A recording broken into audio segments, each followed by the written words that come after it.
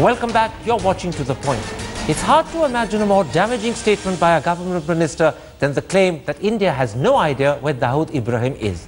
This completely contradicts the repeated insistence that he is in fact in Pakistan. So what should we make of this statement by the Minister of State for Home, Haribhai Chaudhry? Has he made a terrible blunder or revealed a dark and embarrassing truth? And either way, has he made India a laughing stock in Pakistani eyes? My guests are India's former High Commissioner to Pakistan, G. Parthasarathy, the former head of RNAW, A.S. Dullat, former Special Secretary of RNAW, Rana Banerjee, Congress spokesperson and MP Abhishek Singhvi, and BJP spokesperson GVL Narasimha Rao. Mr. Parthasarathy, today in a written answer, the Minister of State for Home, Haribhai Chaudhry, said that the government does not know where Dawood Ibrahim is. His exact words were, "The subject has not been located so far." Now, you've been both Consul General in Karachi for 4 years, you were High Commissioner in Pakistan for almost 2 years. Is it really the case we don't know where Dawood Ibrahim is? Because up till now, our government has repeatedly claimed he's living in Karachi and in Clifton in particular. Let me make it very clear as far as I know and as far as I'm concerned. He lives in the Defence Housing Society of Clifton. I have seen his residence. Even the Pakistani driver taking me around smiled and said, "Wo to Mumbai ke hain." And therefore, it's fairly well known. Defence Housing Society, I think phase 3 of Defence Housing Society in Karachi. His daughter is married to Jawad Miandar's son. They live in Lahore. We have his passport, his travels with a Pakistani passport in several immigration people. He can't do it now. He's wanted not only by us, but by the American Drug Enforcement Agency and FBI. So to come back, when then Haribhai Chaudhry says the subject has not been located so far, and I'm being euphemistic, is he talking arrant nonsense? He is. If he says he cannot be located just now, that is possible because he could have. Except he didn't say just now. He said so far. So far, Mr. Advani told President Musharraf to return Dawood and told him he's in Karachi. What is this minister talking about? Mr. Banerjee, R.K. Singh, the former Home Secretary, who now in fact is a BJP MP, has told ANI today, and that is after Haribhai Chaudhry's statement or answer became public, that Dawood is in Pakistan, that he is being looked after by Pakistani agencies. Now, as someone who's worked intimately at RNAW, is Mr. R.K. Singh right? Substantially, yes. Dawood Ibrahim has proved his worth to the ISI mainly or primarily as a utility agent over the years. So whenever he apprehends or the ISI apprehends that there may be a threat to his security, and there have been threats to his security. They move him around. Yes, they do move him around. But what you're saying is two things. One, he is permanently under the charge of the ISI. Yes. And the second thing you're saying is he's permanently somewhere in Pakistan. And, yes. May I add one more thing? We know he has more houses than just Karachi. Absolutely. So he is permanently under the charge of the ISI, that's number one, and secondly in Pakistan. Yes, under the charge perhaps wouldn't be the proper word because he is quite a big financial operator. Looked after and protected. Yes, that would be better. Mr. Dullat, you're a former head of RNAW.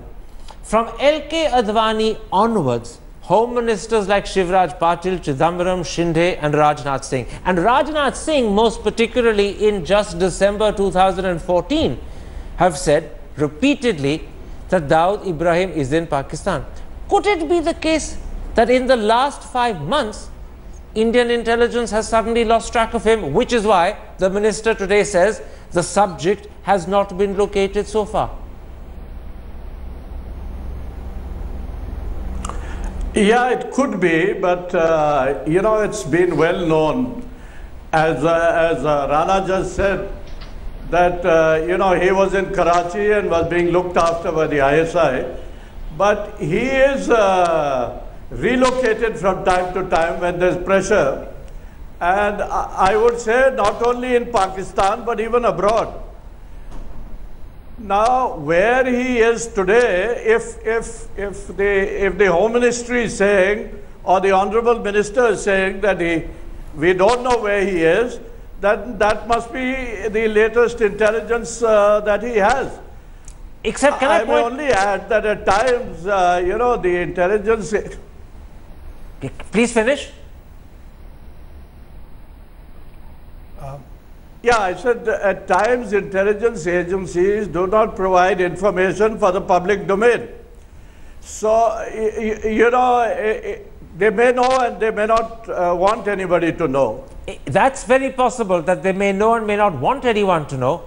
But as Mr. Parthasarthi pointed out, if the minister's statement had been the subject is not locatable at the moment, that would suggest that temporarily we don't know where he is, but he's somewhere in Pakistan.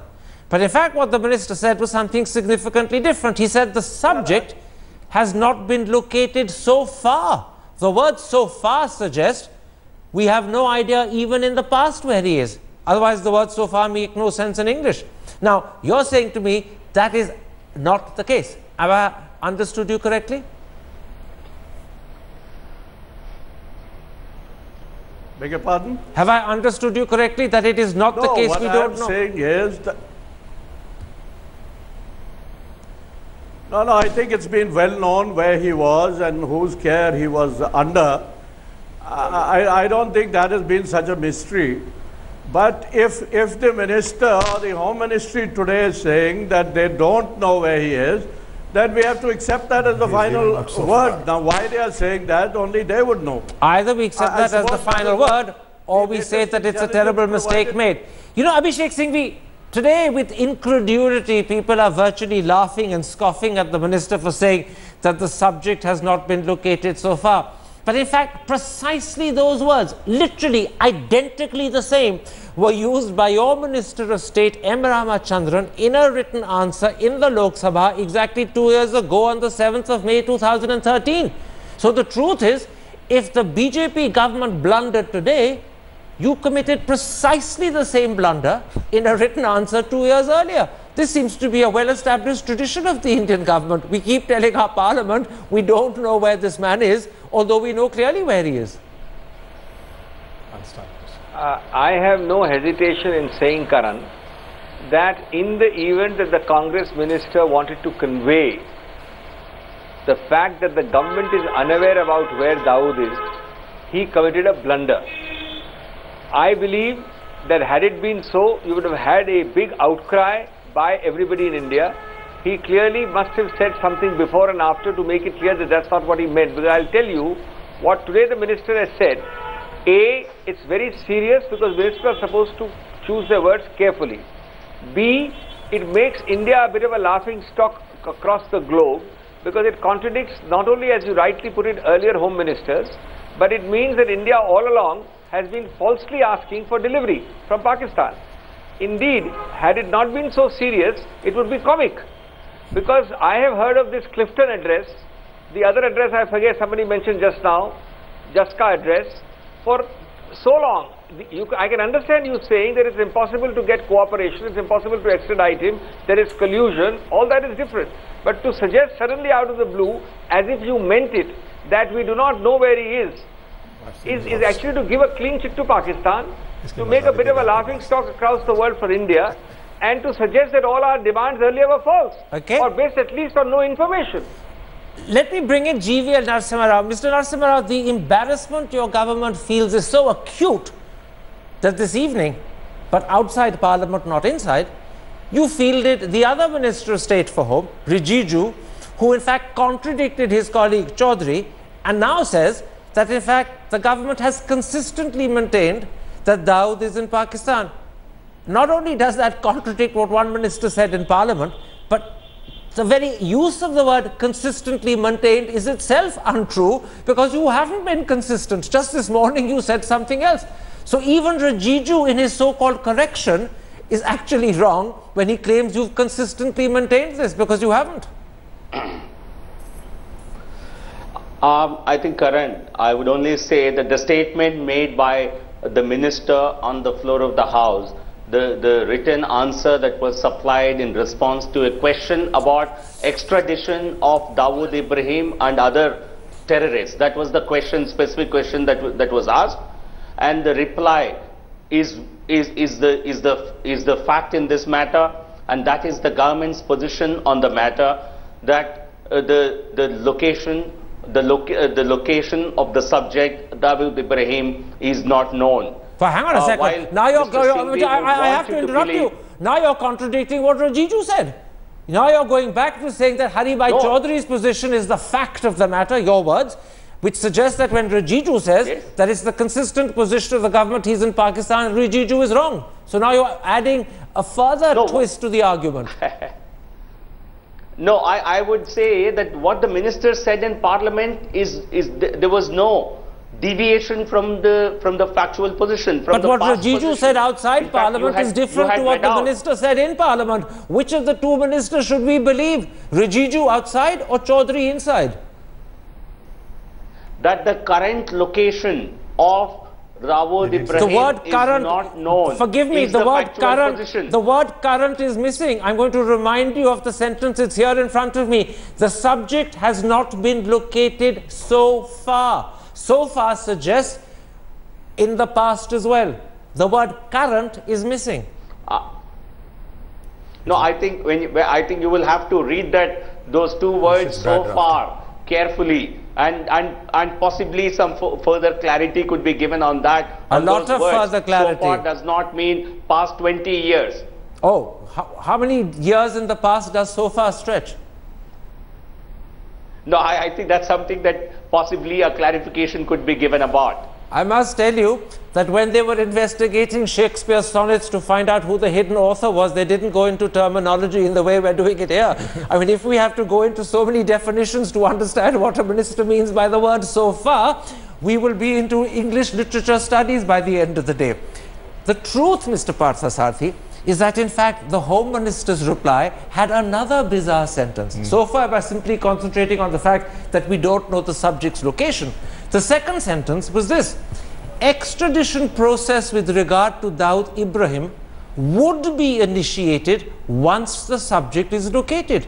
Now that clearly suggests there are no extradition proceedings pending at the moment. But again, hasn't India repeatedly been asking Pakistan for extradition? No. We have asked for extradition. The minister is technically correct because we don't have an extradition treaty and we have not formally moved, but it has been put on paper to them.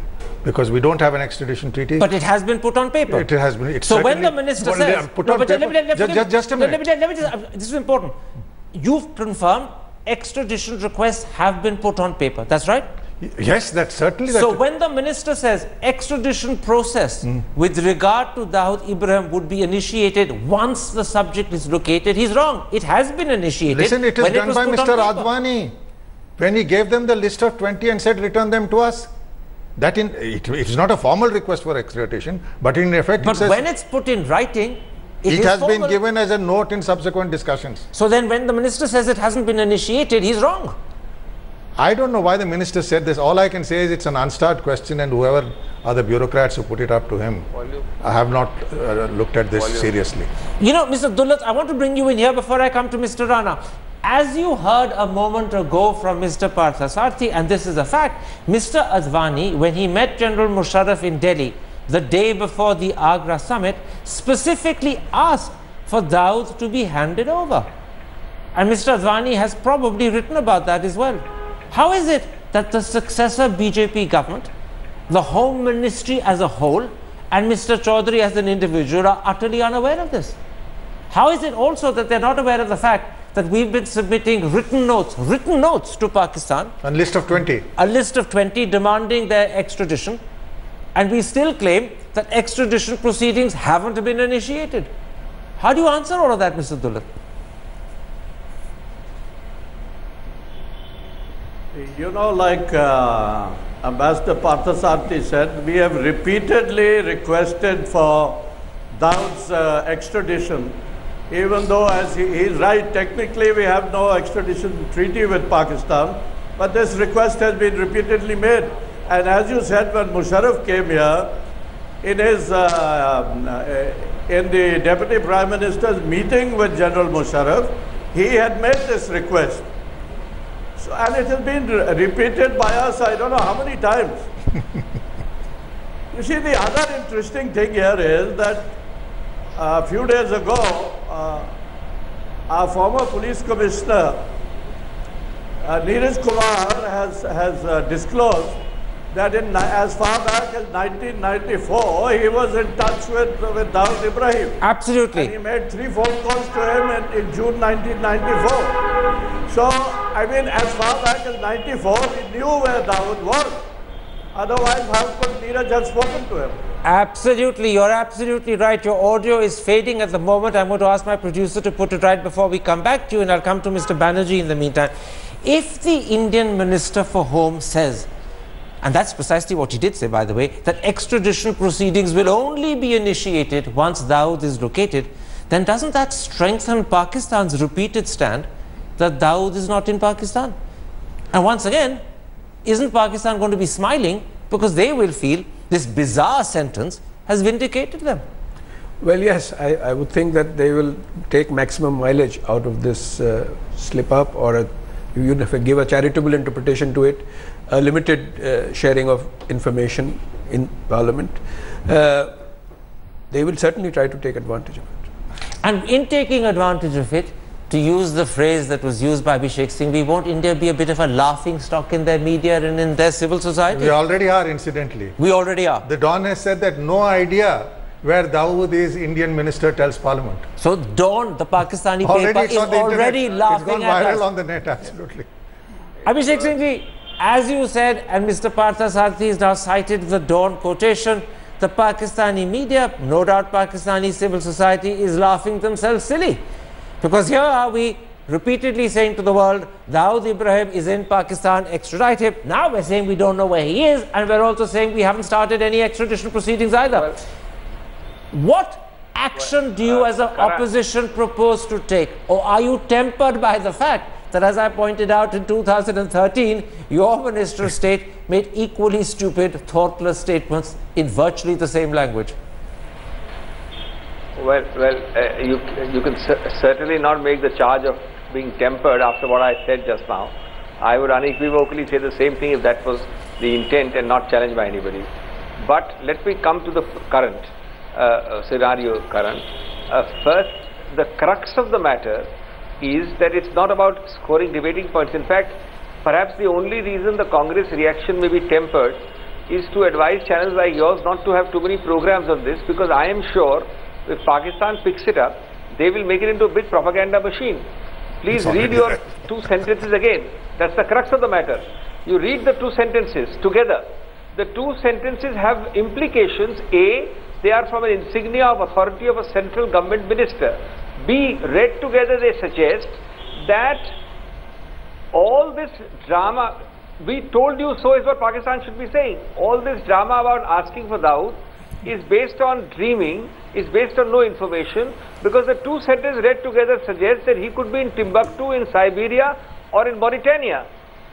Arguably, by the way, arguably, those 2 sentences read together could also suggest that he's hiding somewhere in India and we don't know.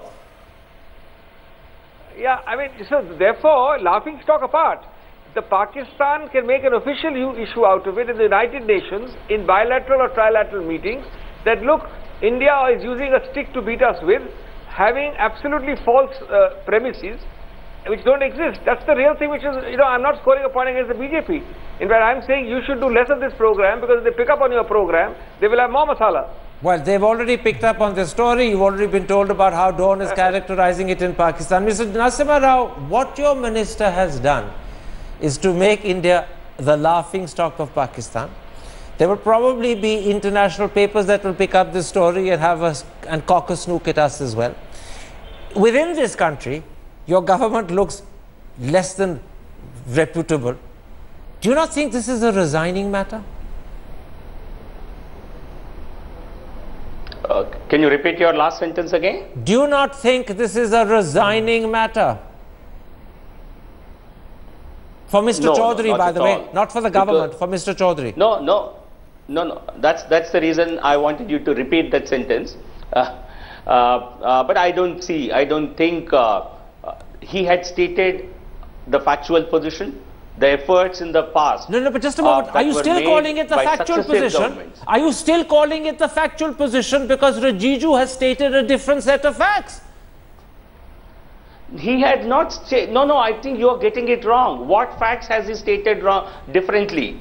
Rijiju said outside Parliament that it is the consistent stand of the government that Dawood Ibrahim is in Pakistan. However, what Chaudhary said inside Parliament is the subject has not been located so far. Now, you can't have a consistent stand in Pakistan and still claim that you can't locate the man. I think you are looking at two statements which are not contradictory, and you are interpreting them to be contradictory. The minister in the parliament did not say he has never been or he has not been seen in Pakistan. So far. He said his location is not known. It could mean that he is in Pakistan. So far, those famous words that we quarreled with earlier come back again. You and I are going to have to take English literature lessons after this. The successive. Shakespearean Let's come back to the substantive issue. So much understanding of English as this little discussion does. Substantive, let's come to the substantive point. Repeated successive governments have made attempts, have made statements, they have not yielded any results. This government has had success.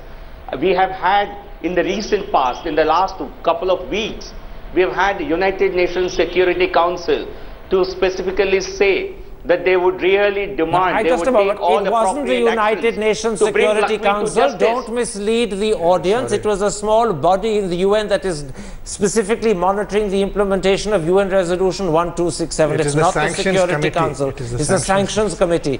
But anyway, you are putting up a valid and valiant, not a valid, but you're putting up a valiant defense of your government in an otherwise indefensible situation. And I give you credit. I give you credit for venturing into the lion's den today.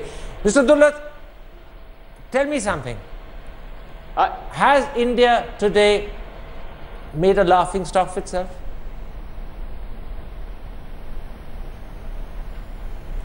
You know, I don't want to get into the politics of this whole thing, but yeah, I think somebody has goofed somewhere.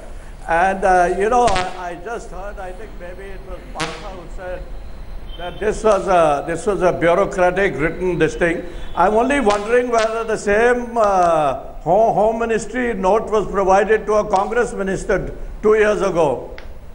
Okay, may well be. There's a very interesting suggestion implicit in Mr. Dullat's answer.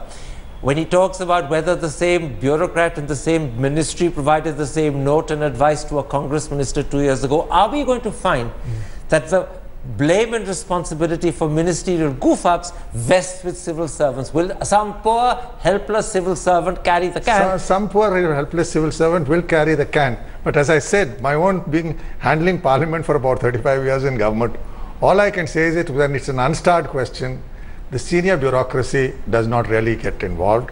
It goes from maybe a joint secretary to the Minister of State, because unstarred questions are answered generally by the Minister of State. Tell me something, when unstarred questions are answered, Mr. Banerjee, do ministers not have a responsibility to at least cast a glance over what is going out in their name? Or can they simply say to themselves, "Arey, theek hai, some official has written it, de do, kisko kya pata hoga?" Not in the instance of, you know, such an important criminal as the underworld don, Dawood Ibrahim. Even if he saw the name, he should have sat up and looked at it again. That's what I would think.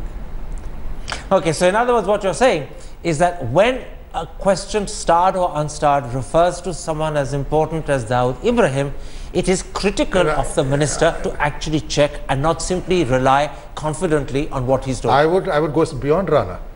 I would say if it involves Dawood Ibrahim, as Minister of State, it may go in my name, but I would get the minister's clearance. You know, you're hearing what is being said, Mr. Narasimha Rao, that when you're talking about something as important as Dawood Ibrahim, it is incumbent on a conscientious minister that he should actually have checked what he was saying. Now, maybe this man's not conscientious. Maybe he's irresponsible.